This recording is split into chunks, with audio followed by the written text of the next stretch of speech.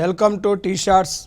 Indian ఎకానమీలో భాగంగా మనం ఎకనామిక్ రిఫార్మ్స్, ఆర్థిక సంస్కరణలు, ఈ ఎకనామిక్ రిఫార్మ్స్ చూస్తే అసలు ఆర్థిక సంస్కరణలు ఎందుకు వచ్చినాయి అంటే 1980వ సంవత్సరంలో శ్రీమతి ఇందిరాగాంధీ గారు ప్రవేశపెట్టిన కోశ విధానాల వల్ల ప్రభుత్వ రాబడికి ప్రభుత్వ వ్యయానికి మధ్య వ్యత్యాసం పెరిగి కోశలోటు పెరగటానికి దారితీసింది. అంటే 1980వ సంవత్సరంలో శ్రీమతి ఇందిరాగాంధీ గారు ప్రవేశపెట్టిన కొన్ని ఆర్థిక విధానాల వల్ల ప్రభుత్వ రాబడికి ప్రభుత్వ వ్యయానికి గ్యాప్ పెరిగి అక్కడ కోశలోటుకు దారితీసింది. అంటే 1980వ సంవత్సరంలో కోశలోటు 5.1% ఉంటే 1991 నాటికి ఆ కోశలోటు 8.0% చేరుకుంది. చూడండి, అదే 1991 సంవత్సరంలో జీడిపిలో అంటే స్వదేశీ అప్పుల వాటా 30% ఉంటే అది 1980 సంవత్సరంలో 1991 నాటికి 49.8% పెరిగింది.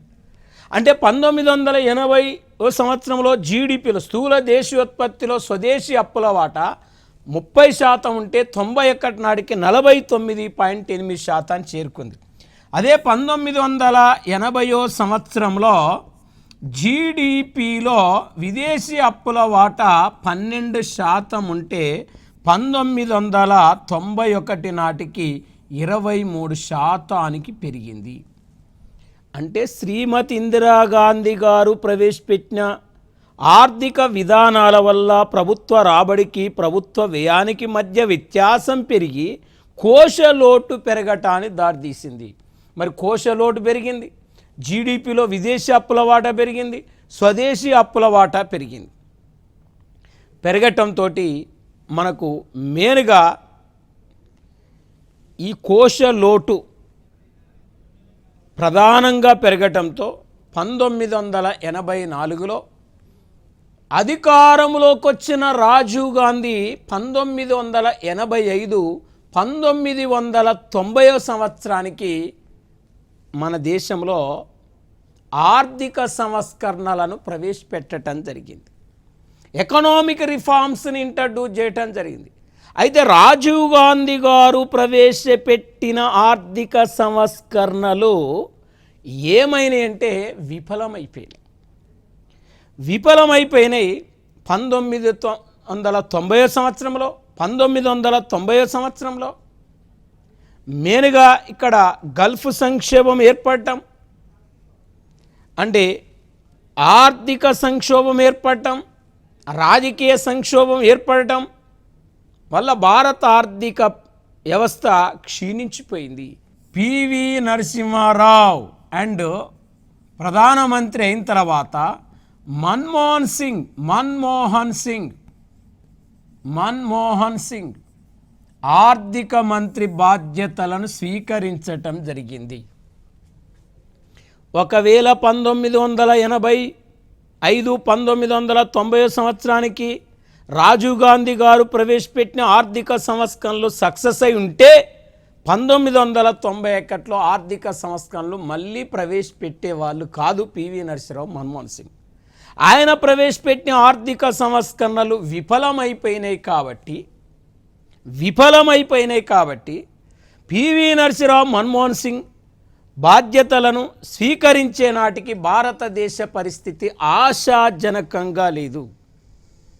అంటే మన క్వశ్చన్ ఎట్లా అడుగుతారంటే ఆర్థిక సంస్కరణలను అమలు చేయటంలో ఉద్దేశం ఏందంటాడు.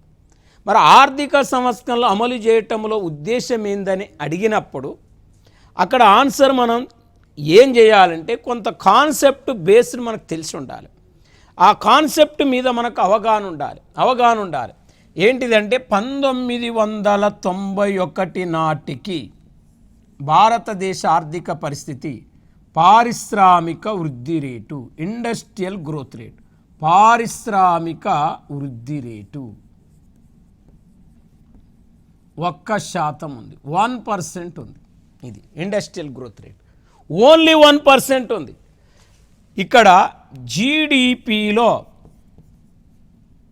కోశలోటు 8% ఉంది. జీడిపిలో విదేశ అప్పుల వాటా 23% ఉంది. జీడిపిలో స్వదేశ అప్పుల వాటా 49.8% ఉంది. 49.8%. వడ్డీ చెల్లింపులో మనం ప్రపంచ దేశాలకు తెచ్చిన అప్పులకు 22 పైసలు వడ్డీలు కడుతున్నాం.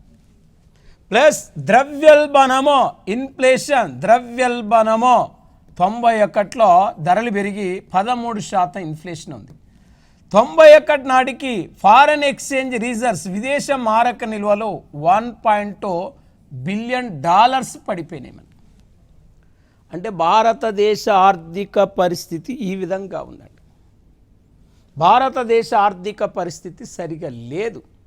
చూడండి, అంటే ఇక్కడ పారిశ్రామిక వృద్ధి రేటు 1% ఉంది, కోశలోటు 8% ఉంది, జీడిపిలో విదేశీ అప్పుల వాటా 23% ఉంది, స్వదేశీ అప్పుల వాటా 49.8% ఉంది, వడ్డీ చెల్లింపులు 22 పైసలు, మరి ద్రవ్యోల్బణం 13%, ఇక్కడ విదేశ మారక నిల్వలు $1.2 బిలియన్ పడిపోయినాయి. అంటే భారతదేశ ఆర్థిక పరిస్థితి ఆశాజనకంగా లేదు. ఈ నేపథ్యంలో 91లో బాధ్యతలను స్వీకరించిన పివి నరసింహారావు, మన్మోహన్ సింగ్ ఆనాడు ప్రభుత్వాన్ని నడపాలంటే ప్రభుత్వానికి $7 బిలియన్ డబ్బు అవసరం. $7 బిలియన్ డబ్బు కావాలి. $7 బిలియన్ డబ్బు కావాలి.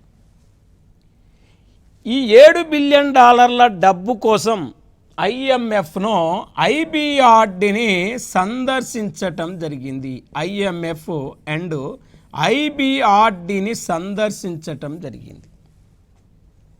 International monetary fund, international bank for reconstruction development, international monetary fund, international bank for reconstruction development, ఈ ఐఎంఎఫ్ను, ఐబిఆర్డ్ని సంప్రదించటం జరిగింది. అయితే వాస్తవానికి ఐఎంఎఫ్, ఐబిఆర్డి $7 బిలియన్ డబ్బు ఇవ్వటానికి అంగీకరించినాయి. ఐఎంఎఫ్, ఐబిఆర్డి $7 బిలియన్ డబ్బు ఇవ్వటానికి అంగీకరించినాయి. మరి వాస్తవానికి మరి ఎందుకు ఆర్థిక సంస్కరణలు ప్రారంభమైనవి అనేదాన్ని ఒక్కసారి చూస్తే, ఆర్థిక సంస్కరణలు ప్రారంభం కావటానికి కారణం అంటాడు మందగించిన పారిశ్రామిక వృద్ధి రేటు ఒకటి రీజన్, విపరీతంగా పెరిగిన కోశ లోటు రెండో ఆన్సర్, జీడిపిలో స్వదేశీ విదేశీ అప్పుల వాటా పెరగటం మూడో ఆన్సర్గా గుర్తుపెట్టుకోవాలి, విపరీతంగా ధరలు పెరగటం నాలుగో ఆన్సర్గా గుర్తుపెట్టుకోవాలి, వడ్డీ చెల్లింపుల భారం, కనిష్ట స్థాయికి విదేశ మారక నిల్వలు పడిపోవటం. ఈ కాన్సెప్ట్ మీద అవగాహన ఉంది. ఇప్పుడు మనకు క్వశ్చన్ అడిగాడు, ఆర్థిక సంస్కరణలను ప్రారంభించడానికి కారణం అన్నాడు. కనిష్ట స్థాయికి పడిపోయిన విదేశ మారక నిల్వలు ఏ ఆన్సర్, జీడిపిలో స్వదేశీ విదేశీ అప్పుల వాటా పెరగటం బి ఆన్సర్, మూడవది ధరల స్థాయి హెచ్చు స్థాయికి చేరటం ఆన్సర్ సి ఇచ్చాడు, నాలుగవది మరి ఇక్కడ వడ్డీ చెల్లింపుల భారం పెరగటం అన్నాడు. ఆన్సర్ ఒకటి ఏబి కరెక్ట్ అన్నాడు, రెండు ఏబిసి కరెక్ట్ అన్నాడు, మూడోది బీసీడీలు కరెక్ట్ అన్నాడు, నాలుగోది ఏబిసిడీలు కరెక్ట్ అన్నాడు. అప్పుడు మనం ఏబిసిడీలు అనేదాన్ని మనం ప్రధానంగా ప్రస్తావించవలసి ఉంటుంది, ప్రధానంగా మనం ఆన్సర్ చేయవలసి ఉంటుంది. కాబట్టి ఇక్కడ మనకు మేజర్గా ఈ పరిస్థితి నుంచి భారతదేశ ఆర్థిక వ్యవస్థను గట్టెక్కించాలంటే $7 బిలియన్ డబ్బు కావాలి. కాబట్టి ఆ $7 బిలియన్ డబ్బు IMF IBRD ఇవ్వటానికి అంగీకరించింది. అంగీకరించిన తర్వాత ఈ P V Narasimha Rao Manmohan Singh IMF IBRD యొక్క షరతులకు తలొగ్గి 1991 జూలై 24వ తారీఖు నాడు న్యూ ఇండస్ట్రియల్ పాలసీని ప్రవేశపెట్టడం జరిగింది. నూతన పారిశ్రామిక విధానాన్ని ప్రవేశపెట్టడం జరిగింది. న్యూ ఇండస్ట్రియల్ పాలసీ అంటాం. ఈ నూతన పారిశ్రామిక తీర్మానంలో భాగంగా మన దేశంలో ఆర్థిక సంస్కరణలను ప్రవేశపెట్టడం జరిగింది పివి నరసింహారావు మన్మోహన్ సింగ్. కాబట్టి ఫాదర్ ఆఫ్ ఎకనామిక్ రిఫార్మ్స్ అంటే ఆర్థిక సంస్కరణల పితామహులుగా ఎవరిని పేర్కొంటారంటే పివి నరసింహారావు అండ్ మన్మోహన్ సింగ్ని పేర్కొంటారు. పివి నరసింహారావు అండ్ మన్మోహన్ సింగ్ని పేర్కొంటారు. వీళ్ళిద్దరికీ పేరుంది. ఆర్థిక సంస్కరణల పితామహులుగా వీళ్ళిద్దరిని పిలుస్తారు. మరి ఇప్పుడు ఆర్థిక సంస్కరణలు ఎందుకు ప్రారంభించారు? ఆర్థిక సంస్కరణలు ప్రారంభించటంలో ఉద్దేశం ఏంది? అసలు ఆర్థిక సంస్కరణలు ప్రారంభించటంలో ఆశయం ఏంటి, గోల్స్ ఏంటి అంటే, ఆర్థిక సంస్కరణలు ప్రారంభించటంలో మొదటి ఉద్దేశం ఆర్థిక వృద్ధి రేటును సాధించడం. ఆర్థిక వృద్ధి రేటును సాధించటమే ఆర్థిక సంస్కరణల యొక్క మొదటి ధ్యేయం, మొదటి ఉద్దేశం, మొదటి లక్ష్యం. రెండవది ఇక్కడ ఉపాధి అవకాశాలను విస్తృతం చేయటం. అంటే ఉపాధి అవకాశాలను పెంచాలనేది కూడా ఆర్థిక సంస్కరణల యొక్క రెండవ ఉద్దేశం. మూడవది పేదరికాన్ని తగ్గించి ఆదాయ సమానతలను తగ్గించడం. పేదరికాన్ని తగ్గించి ఆదాయ సమానతలను తగ్గించడం. ఇది నాలుగవది ప్రాంతీయ సమానత తొలగించి సంతులిత ప్రాంతీయ అభివృద్ధిని సాధించడం. చూడండి, reduce of regional imbalances and regional balances. ఈ విధంగా ఈ 4 ఉద్దేశాలతో ఆర్థిక సంస్కరణలు అనేది ప్రారంభించడం జరిగింది. మరి ఇప్పుడు మనం ఆర్థిక సంస్కరణలో భాగాలేంటి, అసలు ఆర్థిక సంస్కరణలో భాగాలేంటి అంటే, ఇక్కడ మెయిన్గా ఆర్థిక సంస్కరణలో భాగాలు: ఒకటి లిబరలైజేషన్, రెండు ప్రైవేటైజేషన్,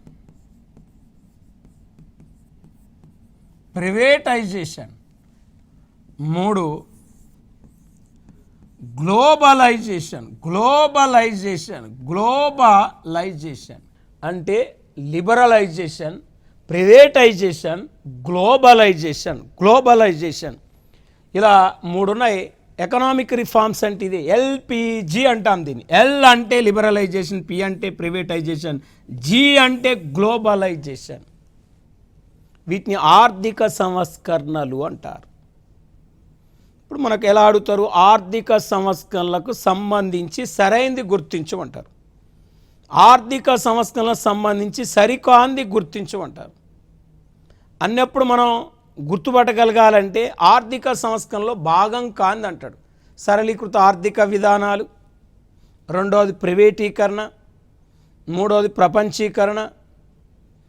మరి ఇక్కడ చూడండి, ప్రైవేటీకరణ అన్నాడు, ప్రపంచీకరణ అన్నాడు, సరళీకృత ఆర్థిక విధానాలు అన్నాడు, రేషనలైజేషన్ అన్నాడు. అంటే రేషనలైజేషన్, లిబరలైజేషన్ ఉంది, ప్రైవేటైజేషన్ ఉంది, గ్లోబలైజేషన్ ఉంది. కానీ ఇక్కడ రేషనలైజేషన్ అనే పదం ఇక్కడ మనకి ఎక్కడ కూడా వాడలేదు. ఇక్కడ రేషనలైజేషన్ అనే పదం మనం ఇక్కడ ఎక్కడ కూడా తీసుకోలేదు. అందుకే లిబరలైజేషన్, ప్రైవేటైజేషన్, గ్లోబలైజేషన్ ఈ 3 ఆర్థిక సంస్కరణలో భాగాలు. ఇప్పుడు మనం ఒక్కసారి జనరల్గా మనం స్టడీ చేస్తే లిబరలైజేషన్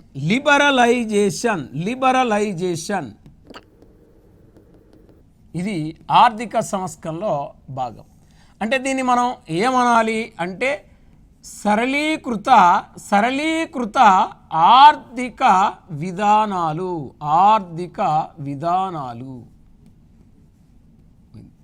సరళీకృత ఆర్థిక విధానాలు అంటాం తెలుగులో.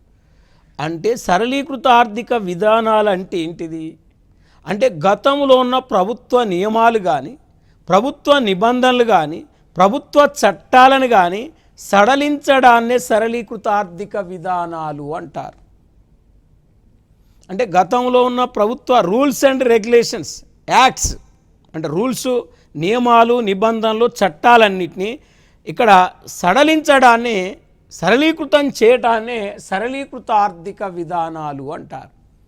మరి ఈ సరళీకృత ఆర్థిక విధానాల్లో ఏమున్నాయి, ఏం భాగాలు ఉన్నాయి అనేది మనం తీసుకుంటే, ఇక్కడ సరళీకృత ఆర్థిక విధానాల్లో ఒకటి మనం తీసుకుంటే విదేశ వ్యాపార విధానం. విదేశ వ్యాపార విధానం. రెండోది విదేశ సాంకేతిక విధానం. మూడోది విదేశ అంటే ప్రభుత్వ రంగ విధానం. ప్రభుత్వ రంగ విధానం. ప్రభుత్వ రంగ విధానం. ప్రభుత్వ రంగ విధానం. మరి వీటిని మనం వాస్తవానికి సరళీకృత ఆర్థిక విధానాల్లో భాగాలుగా మనం చెప్తున్నాం. అంటే విదేశ వ్యాపార విధానం అంటే ప్రభుత్వం యొక్క, అంటే ఎగుమతి దిగుమతుల మీద ఉండే ఆంక్షను తొలగించటం, దిగుమతులను సరళీకృతం చేయటం, దిగుమతి సుంకాలను తగ్గించడం అనేది విదేశ వ్యాపార విధానంలో భాగాలు. అంటే విదేశీ సాంకేతిక పరిజ్ఞానం అంటే విదేశీ సాంకేతిక పరిజ్ఞానాన్ని కూడా మన దేశంలోకి అనుమతించుకోవాలి, ఇన్వైట్ చేయాలి అనేది కూడా విదేశీ సాంకేతిక పరిజ్ఞానంలో ఉన్న నియమాలు. ప్రభుత్వ విధానం అంటే ప్రభుత్వ రంగానికి అంటే 1948లో కానీ, 1956లో కానీ, 1977లో కానీ, 1980లో కానీ ఇండస్ట్రియల్ పాలసీలను మన దేశంలో పరిశ్రమల అభివృద్ధి కోసం రూపొందించడం. అంటే 1956 పారిశ్రామిక తీర్మానంలో ఇక్కడ ప్రభుత్వ రంగానికి 17 రకాల పరిశ్రమలు రిజర్వ్ చేసినాం. అంటే ఏ పరిశ్రమలు ప్రభుత్వ రంగంలో ఉండాలి, ఏ పరిశ్రమలు ప్రైవేట్ రంగంలో ఉండాలి, ఏ పరిశ్రమలు మిశ్రమ రంగంలో ఉండాలి, అసలు ప్రభుత్వ విధానాలు ఎలా ఉండాలి, మరి ఫేరా చట్టం ఉంది, మరి ఎంఆర్టీపీ చట్టం ఉంది, లైసెన్సింగ్ చట్టం ఉంది, ఆ చట్టాలను ఎలా మనం సరళీకృతం చేయాలనేది ప్రభుత్వ విధానంలో ముఖ్య అంశాలు. అంటే ఈ 3 అంశాలు సరళీకృత ఆర్థిక విధానంలో భాగాలు. ఇప్పుడు సరళీకృత ఆర్థిక విధానంలో భాగం కానిది అన్నప్పుడు గుర్తుపట్టాలి. విదేశ వ్యాపార విధానం, విదేశీ సాంకేతిక విధానం, ప్రభుత్వ రంగ విధానం అనేది ఇక్కడ మనకు సరళీకృత ఆర్థిక విధానాల్లో భాగాలుగా మనం చెప్పుకోవచ్చు. ఇక నెక్స్ట్ మనం చూస్తే ఇక్కడ ఆర్థిక సంస్కరణలు, ఇక్కడ సరళీకృత ఆర్థిక విధానాలు అనే దాని గురించి మనం పూర్తిగా ఇప్పుడు నేర్చుకున్నాం. మరి ఇక్కడ నెక్స్ట్ పాయింట్ మనం తీసుకుంటే ప్రైవేటీకరణ, అంటే ప్రైవేటీకరణ అంటే అర్థమైంది. అంటే వాస్తవానికి ప్రభుత్వ రంగ సంస్థలను పాక్షికంగా పూర్తిగా ప్రైవేటు సంస్థలకు అప్పజెప్పటాన్ని ప్రైవేటీకరణ అంటారు. నేషనలైజేషన్, ప్రైవేటైజేషన్ అనే 2 పదాలను మనం ఎకానమీలో తీసుకుంటే ఇక్కడ ప్రైవేటు రంగ సంస్థలను ప్రభుత్వపరం చేయటాన్ని నేషనలైజేషన్, జాతీయకరణ అంటాం. కానీ ఇక్కడ ప్రభుత్వ రంగ సంస్థలను ప్రైవేట్ పరం చేయటాన్ని ప్రైవేటీకరణ అంటాం. అయితే వాస్తవానికి ప్రైవేటీకరణ అనే ఒక పదం ఎలా ఉద్భవించింది అంటే 1969 సంవత్సరంలో ఆచార్య పీటర్ డక్కర్ అనే ఒక ఆర్థికవేత్త ది ఏజ్ ఆఫ్ డిస్కంటిన్యూటీ అనే ఒక గ్రంథంలో ప్రైవేటీకరణ గురించి ప్రస్తావించటం జరిగింది. అంటే ఆయన ఆచార్య పీటర్ డక్కర్ అనే ఒక ఎకనామిక్స్ట్ ఒక గ్రంథాన్ని రాసిండు, ది ఏజ్ ఆఫ్ డిస్కంటిన్యూ అనే ఒక గ్రంథాన్ని రాసిండు. దాంట్లో అసలు ప్రైవేటీకరణ అంటే ఏంది, దాని రూపాలు ఏంటి, దాని అర్థం ఏంది, వాటి గురించి ప్రైవేటీకరణ గురించి పూర్తిగా ఆ గ్రంథంలో పేర్కొనటంతో ప్రైవేటీకరణ అనే ఒక ప్రస్తావన ప్రపంచ దేశాల్లో వచ్చింది. 1980 సంవత్సరంలో ఇంగ్లాండ్ దేశంలో మార్గరెట్ థాచర్ ప్రభుత్వ రంగ సంస్థలన్నింటినీ ప్రైవేట్ పరం చేయటం వల్ల అక్కడ ప్రైవేటీకరణకు నాంది పలకటం జరిగింది. మరి నాంది పలకటం జరిగింది. ఇక రష్యాలో వాస్తవానికి రష్యా ఆర్థిక వ్యవస్థ పతనం కావటం, చైనా కూడా ప్రైవేటీకరణకి వెళ్ళిపోవడం, ప్రైవేటీకరణ వైపు మొగ్గు చూపడం, ఇవాళ ప్రపంచ దేశాల్లో ప్రైవేటీకరణ ప్రారంభమైంది. మరి మన దేశంలో ప్రైవేటీకరణ అనేది ప్రధానంగా మనం తీసుకున్నట్లయితే 1991 సంవత్సరంలో భారతదేశంలో ప్రైవేటీకరణకు నాంది పలకటం జరిగింది. ప్రైవేటీకరణకు. మరి ఇక్కడ నాంది పలకటం జరిగిందంటే వాస్తవానికి అయితే భారతదేశంలో ప్రైవేటీకరణకు మరొక పేరేంటిదంటే, ఇక్కడ డైరెక్ట్గా ప్రైవేట్ పరం చేస్తే భారతదేశంలో వ్యతిరేకత వస్తుందనే ఉద్దేశంతో ఇక్కడ ప్రైవేటీకరణకు ఒక పేరు పెట్టారు. ఏంటిది అంటే డిస్ఇన్వెస్ట్మెంట్ అన్నారు. డిస్ఇన్వెస్ట్మెంట్. భారతదేశంలో ప్రైవేటీకరణకు మరొక పేరేందంటే డిస్ఇన్వెస్ట్మెంట్. డిస్ఇన్వెస్ట్మెంట్ అంటే పెట్టుబడుల ఉపసంహరణ అంటారు. ఇది 1991-92 సంవత్సరంలో మన దేశంలో ప్రైవేటీకరణ ప్రారంభమైంది, ప్రైవేటీకరణ జరిగింది. అంటే 91-92లో పునాది పడ్డ ప్రైవేటీకరణ క్రమక్రమంగా అంచెలంచెలుగా భారతదేశంలో ప్రైవేటైజేషన్ అనేది అన్ని రంగాల్లో జరుగుతుంది. మరి ఇప్పుడు ప్రైవేటీకరణ ఆర్థిక సంస్కరణలో మరొక భాగంగా మనం చెప్పుకోవచ్చు. ఇప్పుడు ప్రపంచీకరణ, గ్లోబలైజేషన్. అంటే గ్లోబలైజేషన్, ప్రపంచీకరణ అంటే భారతదేశ ఆర్థిక వ్యవస్థను ప్రపంచ దేశాల ఆర్థిక వ్యవస్థలతో అనుసంధానం చేయటాన్నే గ్లోబలైజేషన్ అంటాం. Integrated Indian economy with world economy called globalisation. అంటే భారతదేశాన్ని ప్రపంచ దేశాలతో సమ్మిళితం చేయటం, అనుసంధానం చేయటాన్నే మనం ప్రపంచీకరణ అంటున్నాం. మరి ఇప్పుడు వాస్తవానికి ఈ మూడు కూడా ఆర్థిక సంస్కరణలో భాగాలు. మరి ఇప్పుడు ఈ IMF, IBRD సిఫారసుల మేరకు మనం తీసుకుంటే మరి ఏ చట్టాలు సవరించారు, ఏ చట్టాలను కొత్తగా మోడిఫై చేశారు చదువుకునే ముందు ఒకసారి ప్రపంచీకరణ గురించి అధ్యయనం చేస్తే, ప్రపంచీకరణ గురించి స్టడీ చేస్తే మరి ఇక్కడ వస్తు సేవలు, పెట్టుబడి, మూలధనము,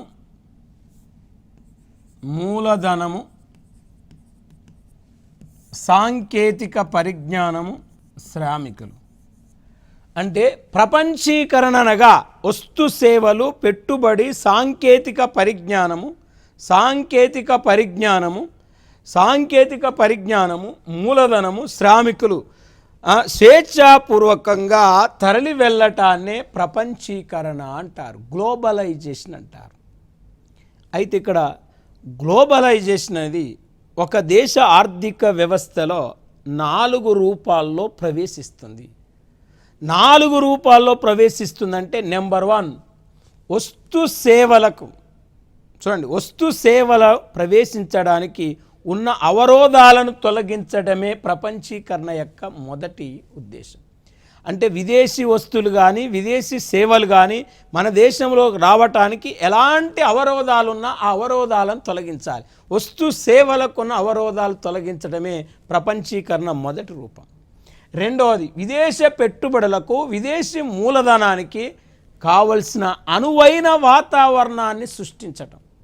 అంటే ఎవరైనా విదేశీయులు వచ్చి మన దేశంలో పెట్టుబడి పెట్టాలంటే మన దేశంలో పెట్టే పెట్టుబడులకు వాళ్ళకు మంచి అట్మాస్ఫియర్, మంచి వాతావరణం అనేది కల్పించినప్పుడు విదేశీయులు వచ్చి మన దేశంలో పెట్టుబడులు పెడతారు. మన దేశంలో పెట్టుబడులు పెట్టడం వల్ల మనకు ఏమైందంటే పారిశ్రామికంగా భారతదేశం అన్ని రంగాల్లో అభివృద్ధి చెందుతుంది. అలాంటి మంచి వాతావరణాన్ని కల్పించాలనేది ప్రైవేటీకరణ యొక్క రెండవ రూపం. మూడవది అంటే విదేశీ సాంకేతిక పరిజ్ఞానానికి అనుమతించడం. అంటే మన దేశంలో వివిధ రంగాల్లో ఫారెన్ టెక్నాలజీని అనుమతించాలనేది కూడా ఇక్కడ ప్రపంచీకరణకు మరొక రూపంగా మనం చెప్పుకోవచ్చు. మరి ఇంకా ప్రపంచీకరణను మనం స్టడీ చేస్తే, ప్రపంచీకరణను మనం అధ్యయనం చేస్తే అంటే శ్రామికులు స్వేచ్ఛాపూర్వకంగా పనిచేయడానికి కావలసిన అనువైన వాతావరణాన్ని సృష్టించడం.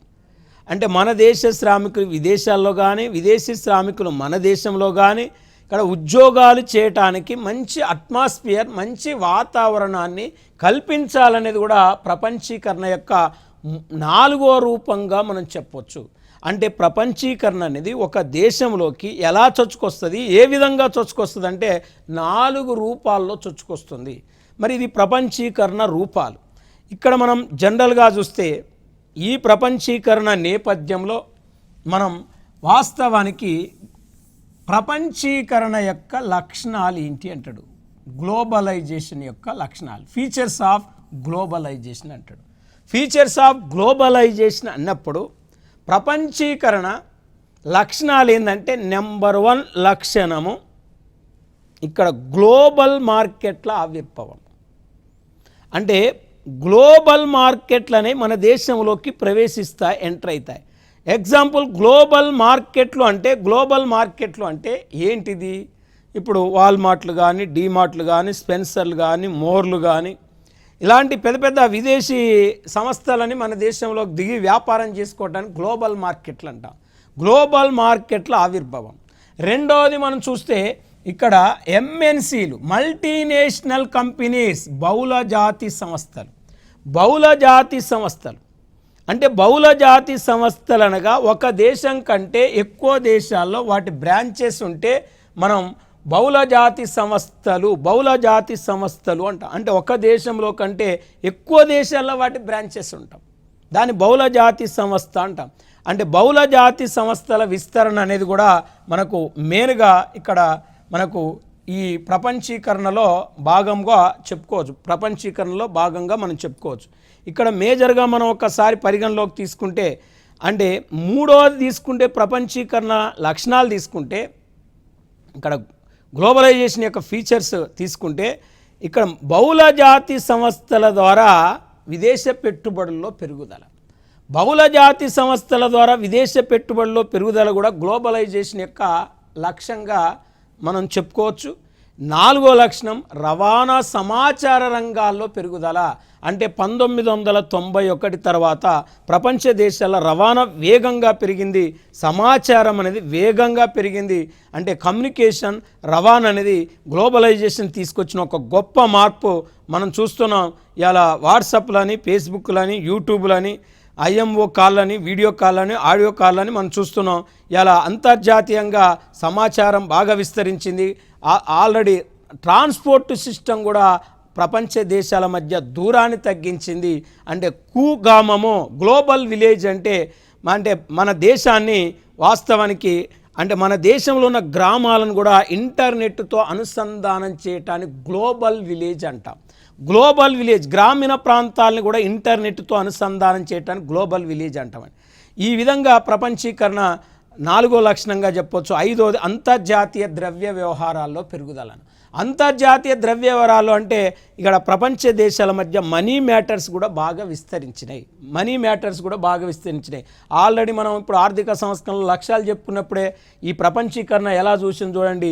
విదేశీ పెట్టుబడులు రావడంలో ఆర్థిక వృద్ధి రేటు పెంచాలి, సంపూర్ణ ఉద్యోగితను సాధించడానికి ఉపాధిని విస్తృతం చేయాలి, వెనుకబడిన ప్రాంతాల మధ్య ఇక్కడ అసమానతలు తగ్గించాలంటే ప్రపంచీకరణ అనేది మెయిన్గా ఒక రూపం అది తీసుకొస్తుంది అని ప్రధానంగా చెప్తున్నాం. అంటే ప్రపంచీకరణ అంటే ఏంది, ప్రపంచీకరణ రూపాల గురించి తెలుసుకున్నాం, ప్రపంచీకరణ యొక్క లక్షణాల గురించి మనం నేర్చుకున్నాం. అంటే ప్రపంచీకరణను వాస్తవానికి ప్రపంచీకరణ వల్ల ప్రయోజనాలు ఏంటి, ప్రపంచీకరణకు ఉండవలసిన నిబంధనలు ఏంటి, విదేశ ప్రత్యక్ష పెట్టుబడుల గురించి మనం నెక్స్ట్ క్లాసులో మనం పూర్తి డీటెయిల్స్తో తెలుసుకుందాం.